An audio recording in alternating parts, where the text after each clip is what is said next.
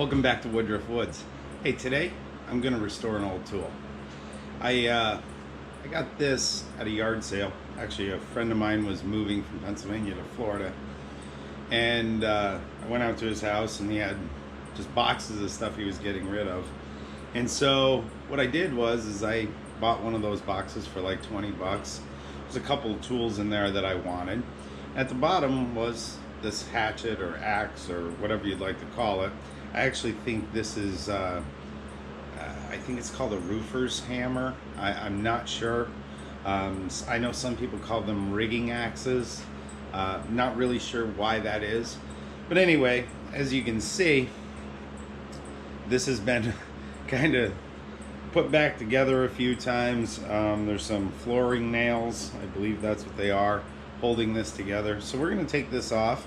We're going to use the process of electrolysis to clean up the rust off of this. I'm going to file a nice edge on it, get it nice and sharp, and I'm going to replace the handle with a more of a hatchet or axe type handle. So let's get started. So the first thing I'm going to do is I'm going to get my drill and I'm going to drill some holes in here. You know, I don't think those nails will pull out. I tried to pull the one, doesn't want to come up out. The handle's in there pretty tight. But we'll drill some holes in there and hopefully we can pop this handle right out. So here's what we have. I've been able to get the handle out of the axe, and as you can see, it's got some surface rust on it.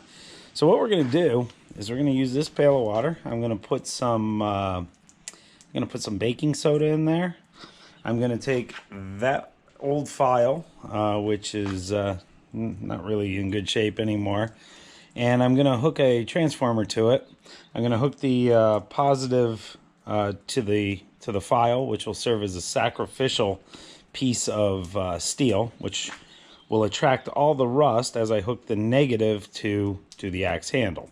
So we're going to try this. I've never done it before, but you know, in the spirit of adding videos to YouTube that really we don't need another video on, I'm going to try it and I'll share my results with you.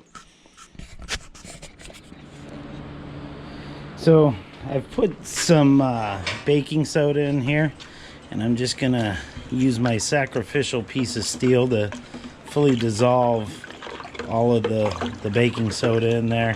I didn't really measure it out. I don't think this process is all that particular. So next I'm going to lay that board across there, tie everything up with some mechanics wire. I'm actually going to stop the video while I do that because it's just a little too hard to do this with one hand. So be right back with my final setup. So here's my setup. So as you can see, I've actually taken an old transformer off of a piece of electronics. I cut the ends off, soldered on some alligator clips. I've hooked the negative to the part that I want to clean, and I've hooked the positive to the part that will absorb the rust. So I'm going to click this on, and the next few minutes we'll probably see some bubbles starting and the process will begin. So literally 2 seconds ago I turned this off, and you can already see the bubbles beginning on both parts. If you do this, you got to make sure that the two parts don't touch. Obviously that would short out the circuit. So again, we'll let this go. I'm probably gonna let it go for about an hour, and then we'll check and see how we're making out. So we are about 10 minutes into this process, and I'll get down here. You can see it's working very well. There's a lot of bubbles coming off of there, so I have to believe that's working. In the meantime, I've been watching a couple of your YouTube channels, Firewood by the Furnace. I was watching that. I was watching Outdoors with the Morgans, In the Woodyard with Chris, and Back 40 Firewood. And anyway, during that I started filing down this handle so that it will fit in there. I had marked it in such a way that I knew how far to take it down. And just so you know what I was using to do that, and I apologize because I'm using one hand here. It's been raining off and on, so I didn't want to set the camera up outside, but I've just been using a rasp to clear off the excess. And as you can see, I was just taking off the you know, the varnish that's on there. I'm not real crazy about handles with varnish on them. I may actually strip it off of the entire thing and replace it with linseed oil. But we'll see how it fits on there. This is probably going to be an axe that I just use periodically and not necessarily as a regular tool. So stay tuned. Gonna watch a little more YouTube, and here after an hour or two I will I'll pull that out and we'll take a look at how good it looks or how bad it looks, and see if this electrolysis process works for rust removal. So we're about an hour and a half into this, so I'm gonna reach over here, shut this off, and just to be safe, I'll unhook the negative. Again, I'm doing this one-handed, but let's just take a look at what we have. As you can see, that looks remarkably better than it did. So I'm gonna take a few minutes. Actually, let me see if I can just wipe some of it. You can see most of this is just wiping off. And you know, I'm gonna take a few minutes. I'm gonna clean this up, and then I'll put a little bit of an edge on it. We'll attach it to the handle, and we should have ourselves a nice axe to throw on the tractor, on the ATV. So I'll show you the finished product here shortly.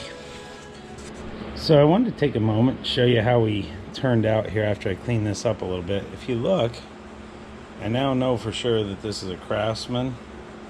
I thought it was. I could see part of that before. I did put a slight edge on this. Honestly, I didn't want it too sharp. There is some pitting right here that I don't think there's much we can do about. But I wiped this down with a little 3-in-1 oil. But I'm pretty impressed with the way this came out. It's a far cry from the way it looked before. And I mean, if we look inside there, I mean, even that's better than it was. So I'm now going to put this on the handle, and we'll have ourselves a nice new axe. So I thought I'd show you this. You can see, I'll turn this sideways. We're starting to push the wood there a little bit. So I'm going to have to take my rasp and take a little bit more off. I was pretty good up here at the top, but as I came down, I didn't quite have enough material taken off. So I'll just take the rasp over it a few more times, try it again, and we should be able to get it on the rest of the way. So I've got the axe handle in there. I like to leave it stick up just a little bit. It's not perfect, but it's close enough for my liking. So what I'm going to do now is I'm going to take this wedge. We will place that in the end of the axe. Sorry about that, I have to move the camera. So I'll put that in there. I'll tap that in. I like to use a block of wood to help drive that in. It just needs to be in there firm and make the top here mushroom out a little bit.